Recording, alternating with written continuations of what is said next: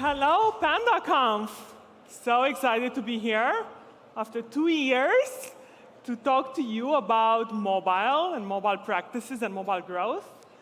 For those of you who haven't seen me before, I started a company called Branch. We work with 50,000 mobile apps, helping them build better experiences on mobile and helping them measure their efforts.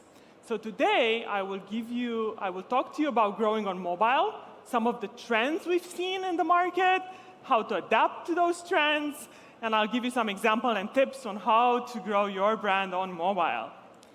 So let's get started. Let's start with some of these trends. First trend that we've seen over the past 2 years is really this increasing complexity. There's a lot of things that are shifting and change in the industry that are making things, I think, a lot harder. But obviously not impossible, as we'll talk to towards the end when we talk about tips. So first trend, everyone who is in mobile knows that privacy is now a really big thing. It's painted on walls in San Francisco. When I drive from work to home, I see probably privacy ads every 2 miles. So privacy has now become key stakes. It used to be a differentiator, but today it's become something that you need to do. With the Apple introduced iOS 14, iOS 15, Android 12, the privacy sandbox, it's all there. And privacy comes with the good and the bad. The good is that you as a user have more power over your data. You know how it's used. You can prevent companies from using it. If you're a marketer, it might not be the best thing for you. It's a lot harder to measure. It's a lot harder to take data from one app to another and really get user-level ROI in your campaigns. So some of the things that changed, the introduction of iOS 14 introduced this app transparency tracking, which really stops companies from actually getting access to the advertiser ID and being able to track, if a user clicks on an ad in a Facebook ad and then they open an app that used to be possible to track, that's no longer possible unless the user opts in. And if you're wondering how many people are opting in, it's only about 15%. So 85% of users, you don't actually get that type of insight into. And then there's other things. There's the introduction of Hide My Email on Apple that doesn't actually allow brands to see the email of a user if they use this feature, which will probably really affect email marketing in the long term. And one that's less talked about is the introduction of private relay, meaning you actually don't get access to the IP address on the browser in the app. And you're wondering, why is this a big deal? The IP address was used for something called fingerprinting, to be able, if someone clicks on your website and then downloads the app, you could use the IP address to know it's the same user and give them a constant experience. And if they're on iCloud Plus, you will not be able to do that anymore.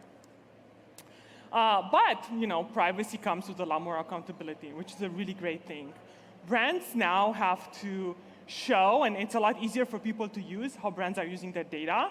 So brands are less likely to use or gather data that they're not going to use to actually give you a better user experience. The other big trend here is that the walls are getting higher. So you might be wondering what that means. I actually came and spoke at Web Summit a few years ago, and I talked about a big change in the ecosystem. It used to be that when the web was the way we interacted with the web, with the internet, everything was open. Anyone can go and they can put a website up. I call that a democracy. The shift to mobile has really been the shift. I compared it to Westeros in Game of Thrones because it really is the land of empires. You need to pay tribute to exist and gather money. And if you don't pay tribute to the platforms like Apple and Google, they might stop you from existing. And we saw that with Epic. Epic was removed from the App Store because they didn't want to actually pay the tribute to Apple.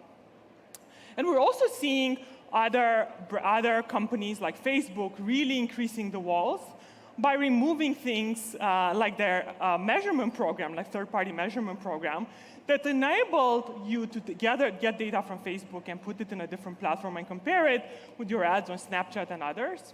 And because of privacy, they're saying that they're removing that, but that will mean that the data will be stuck even more in the Facebook platform. And they're probably only the first ones to do that. We'll probably see that across all ad networks. We're also seeing more regulations, right? So the regulations are good. They're meant to, enable you to take charge of your data, and they're also meant to break down the big platforms, the empires. But unfortunately, if you're a brand, you now have to be very aware of all these regulations. So if you're a global brand, you need to be aware of regulations in Europe, like GDPR. China just introduced a Privacy Act, I think a day ago. You need to be aware of that if you operate in China. California, which is just a state, has its own that's slightly different than GDPR. So there's more and more coming, and it's very hard to keep track of all of them if you're a brand. And last, COVID. COVID, in some ways, was really good for mobile and digital. We're all using our phones a lot more, and that means that we're spending more time in mobile apps. We used to go to meetings and we had to explain what the importance of the app. That's never the case anymore. Everyone understands the importance of the app. And we see with COVID, you see here with a big, less cases, we saw a dip in cases and actually an increase in mobile ads and spend on ads on digital that actually kind of hid the drop that we saw from the Apple introducing the app transparency. So it's going to be very interesting to watch what happens in the mobile industry with COVID now being here to stay and actually being something that you can take advantage of because consumer behavior has shifted and has changed and can help you actually use it, as you'll see in some of the talks I'll talk in some of my future examples. And the other big trend that we see here is really the budgets are following the measurement because marketing teams need to justify their existence. And this is a big one. It's a lot harder to get ROI for your measurement, for your ad campaigns. So people are starting to move away from buying iOS installs. So they're moving to places like Android, for example. The problem with Android is that although it is a big portion of the world population, it's only half of how much people spend on Android, only half of how much they spend on iOS. So it's not like iOS can stop. Growth on iOS will continue happening, and people will find other ways to actually get users into their iOS apps. And one of the trends we've seen, and actually this data, we actually provided this data to Financial Times, who wrote an article about a week ago. But we see that because it's becoming harder to get granular data on networks like Snapchat and Facebook, people are moving to Apple search ads. So it's kind of interesting that Apple introduced this privacy that we're not sure if they meant to, but it did end up more people using their ad networks. And you can see an article that came a day or two ago. This did actually result in quite big losses for the other advertising platforms. And the last trend is really, and this is my favorite trend, is the fact that with all these changes, a lot of companies are now really focusing on building their mobile apps and their mobile presence. And they're really investing in creating amazing app experiences, which mean better experiences for all of you. And I think this is also an opportunity for those of you who are building experiences for mobile apps. This is an opportunity for growth. So my advice, this is where the examples will come in. These are some things you can go and try and do tomorrow to grow your mobile brand, your mobile presence. So tip number one, this makes sense, right? If it's harder to measure your paid efforts, refocus on own and organic channels. And this is important because overall, actually owned and organic channels have higher retention and have higher ROI, but they're harder to do, right? It's harder to build a referral system that works than to just go and put money into ads. It's harder to do really good social marketing or to build your content and then drive people who come organically to your website, to your app. But if you do this well, this can be a very sustainable tactic for you. This is some examples of apps that I think did this tremendously well. So this is an example of Revolut, who was using social and influencers to drive a really meaningful user experience.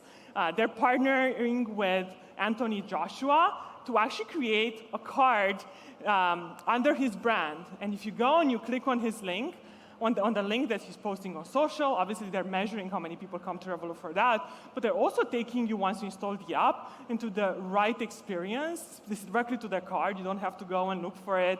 And it's a very personalized, special experience for the user. The other one, this is one of the best referral programs I've seen around, and it's been going around for a while. We worked with them in the very early days to build this.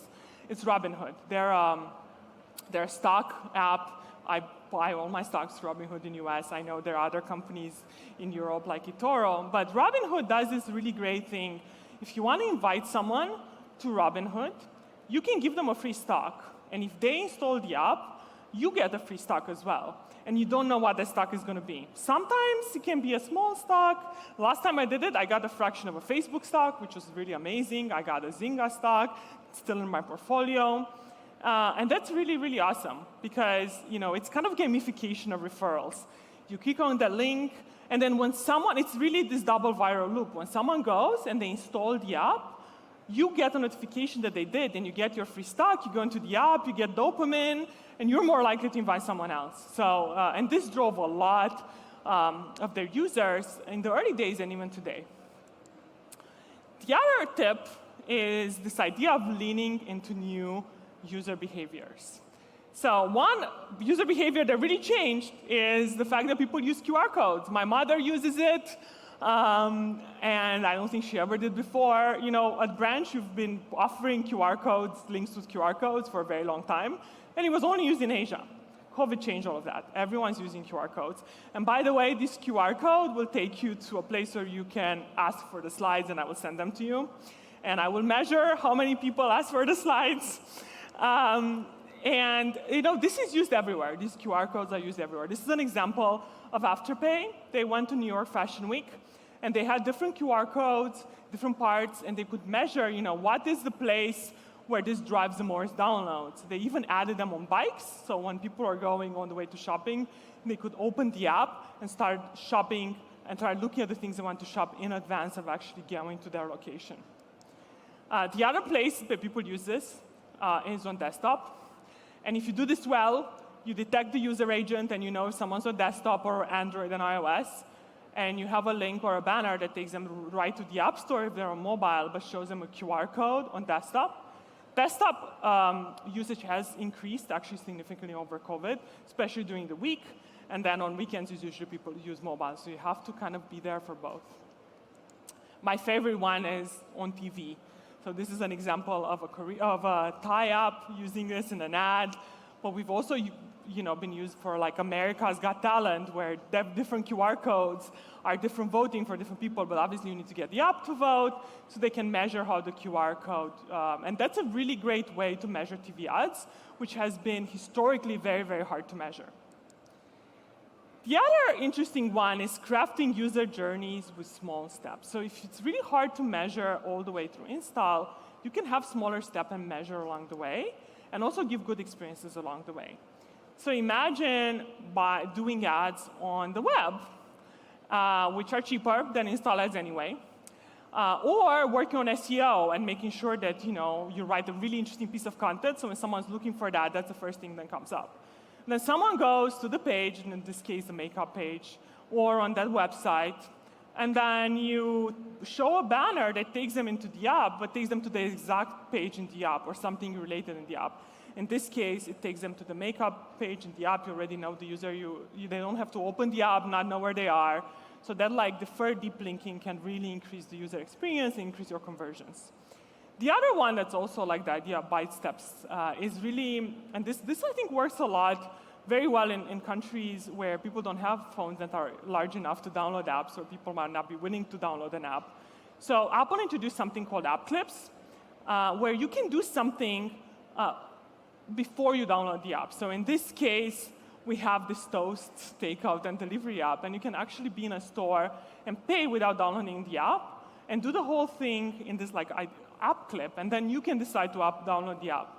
And if you download the app, you can actually send something that, if part of the journey was completed in the app clip, you can continue that journey in the app, which can be a really good user experience. The almost last tip is really the idea of retention and focusing on retention. So we used to do this mobile growth handbook every year, and it always was about acquisition. And last year, we did our handbook, and we asked people, what's the most important thing?